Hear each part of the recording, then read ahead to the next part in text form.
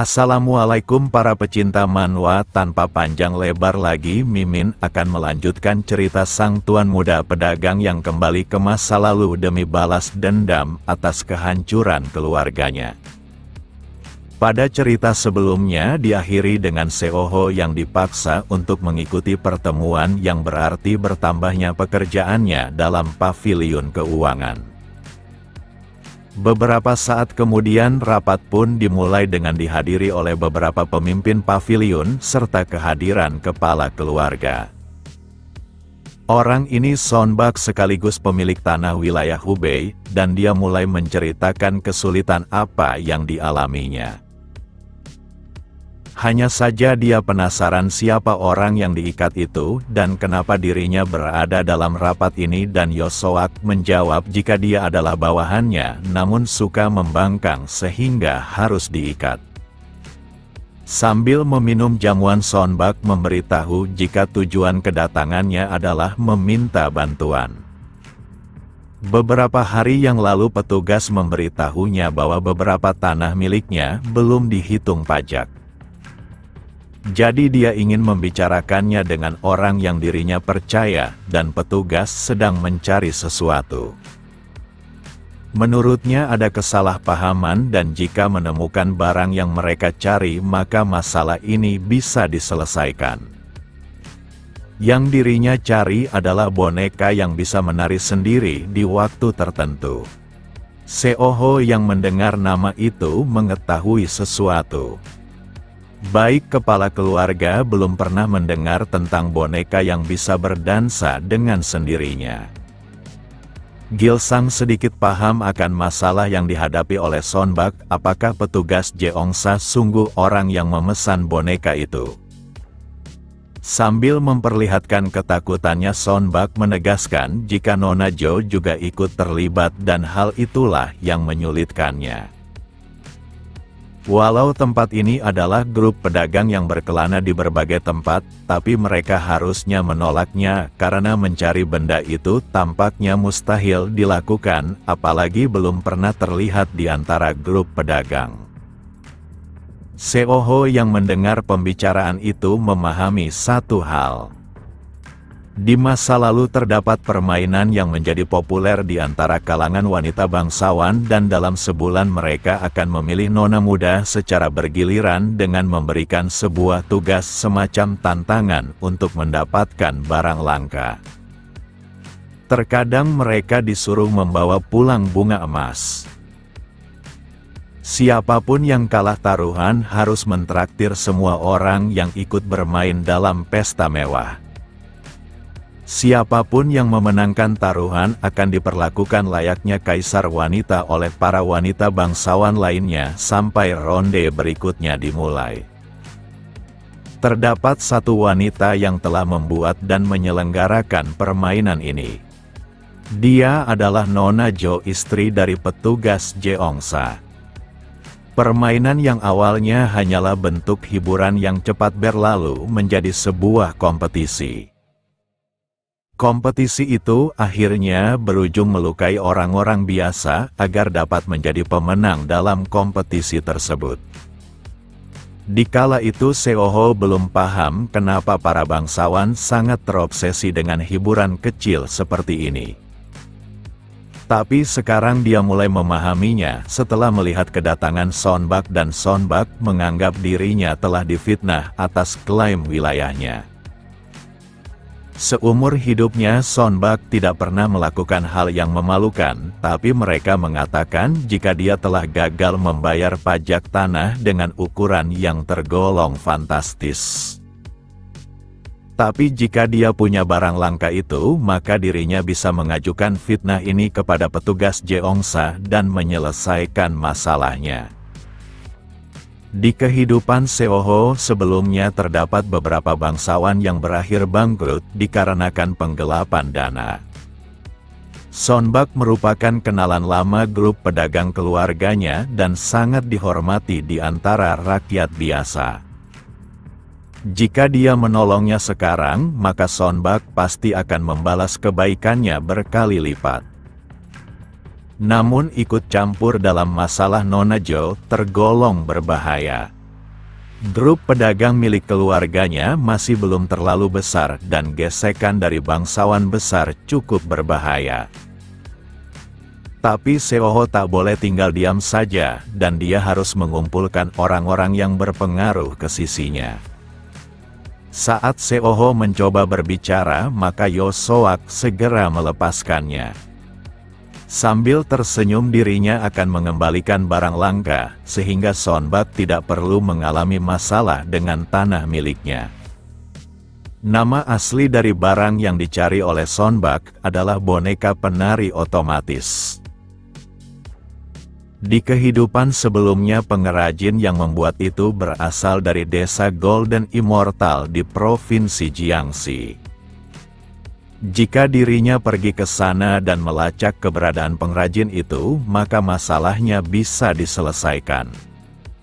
Seoho juga mengetahui sebentar lagi sang kaisar akan mengakhiri permainan kaum bangsawan wanita ini. Saat itu terjadi, maka Nona Jo akan dieksekusi karena terbukti melakukan hal keji dalam kompetisi yang membuat kerugian tak ternilai.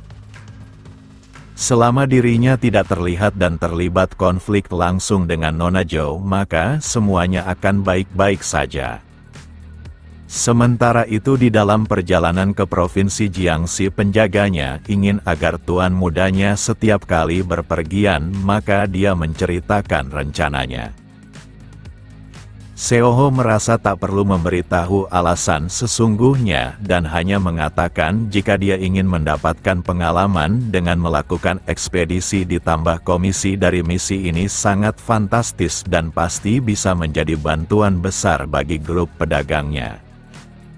Ayahnya telah menyetujui hal ini, bahkan kakak tertuanya memberikan sebuah belati untuk digunakan dalam situasi berbahaya. Lalu Yo penasaran kenapa Pelgap terus tersenyum sendiri. Pelgap pun menjawab jika dia sangat senang karena tuan muda yang dilayaninya telah besar hingga melakukan ekspedisi pertamanya. Tak hanya mereka berdua, tapi anggota paviliun keuangan dengan kemampuan seni bela diri juga ikut terlibat. Sosok itu adalah Lin Bin dan dia meminta Yo untuk tidak khawatir karena tuan mudanya sudah dewasa. Maka dari itu dia pasti akan berguna dan membantu tuan mudanya menyelesaikan ekspedisi pertamanya secara sempurna. Selain dia terdapat juga orang-orang terbaik dalam grup pengawalan yang akan menjaga mereka semua. Hal yang perlu mereka waspadai hanyalah para bandit yang terkadang sangat rakus. Di saat yang sama kereta yang dinaikinya tiba-tiba saja berhenti menunjukkan ada sesuatu di depan sana. Seoho pun segera turun untuk memastikannya dan kecurigaannya memang benar. Di mana terdapat sekelompok bandit yang mencegat mereka. Namun siapa sangka bos bandit malah tersenyum ramah. Semua itu disebabkan kehadiran Master Seoho yang sedang melakukan misi pengawalan. Lalu bos bandit ini dapat menebak jika melihat arah tujuannya, maka mereka pasti sedang menuju ke Provinsi Jiangxi. Pengawal ini membenarkan hal itu dan kondisi cuaca yang ekstrim memperlambatnya membawa barang-barang. Setelah mendengar itu, maka bos bandit ini mengajak mereka untuk minum teh sambil menikmati waktu luang sejenak untuk istirahat. Seoho mendengar mereka adalah bandit forest dan orang yang dikenalnya pasti berada di dalam sana. Mereka pun masuk ke dalam markas para bandit dan dijamu langsung oleh pemimpin tertinggi para bandit. Sosok ini adalah Daesho, ketua benteng gunung ini yang dijuluki Pedang Iblis. Pria ini juga memperkenalkan dirinya sebagai Lin Bin, kapten ketiga dari skuad Silverwind dari grup pedagang keluarga Gilsang.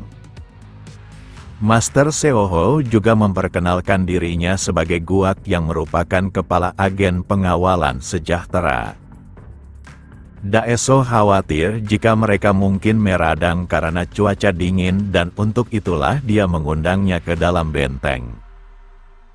Lin Bin merasa perlakuan ini sangat bagus dan mereka juga tidak perlu kesusahan lagi mencari tempat untuk istirahat.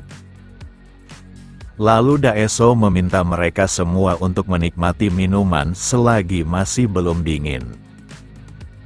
Di sisi lain Pelgap berbisik jika grup ini berada di sarang bandit, tapi kenapa tidak ada yang ketakutan? Seoho yang mendengar itu menegaskan jika tidak semua bandit dan bajak laut memulai perang dengan grup pedagang. Di zamannya para orang-orang yang memulai perang akan dihajar habis-habisan.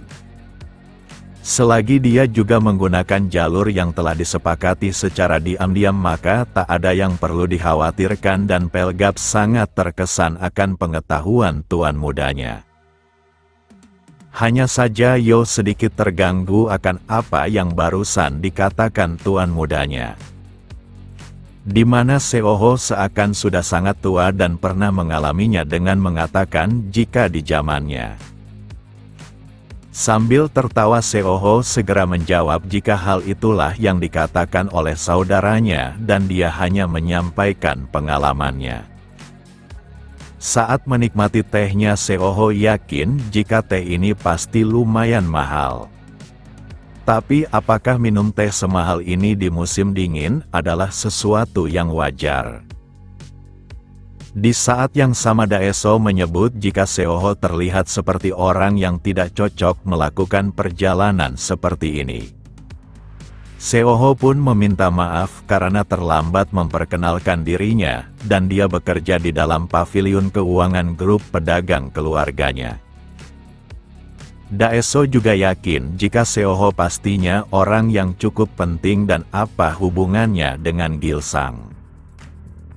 Saat mendengar jika dia adalah anaknya, maka Daeseo tertawa dengan keras disebabkan dia mendapatkan tamu yang berharga. Namun di sela perjamuan itu Seoho merasakan ada sesuatu yang aneh. Di mana dia memperhatikan para bandit dengan makanan di depan mereka.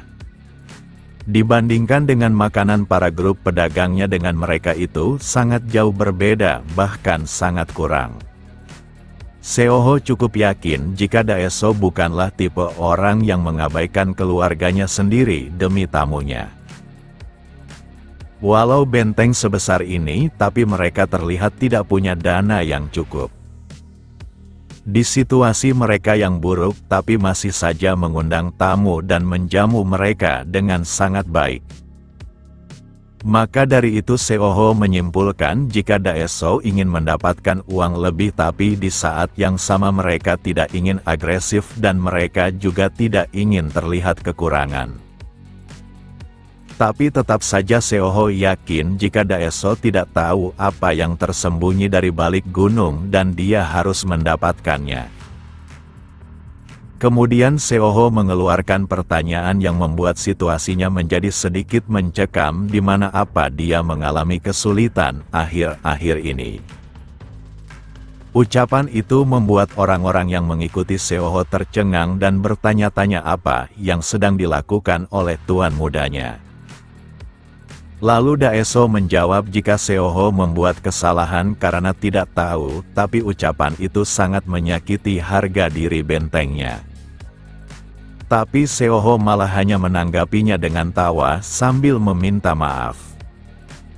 Hanya saja dia meminta ketua benteng ini agar tidak bersikap sekuat itu. Dia merasa benteng ini tidak perlu menahan mereka yang ingin lewat, tapi menjamu mereka dengan mewah yang tidak sesuai dengan keadaan yang sulit.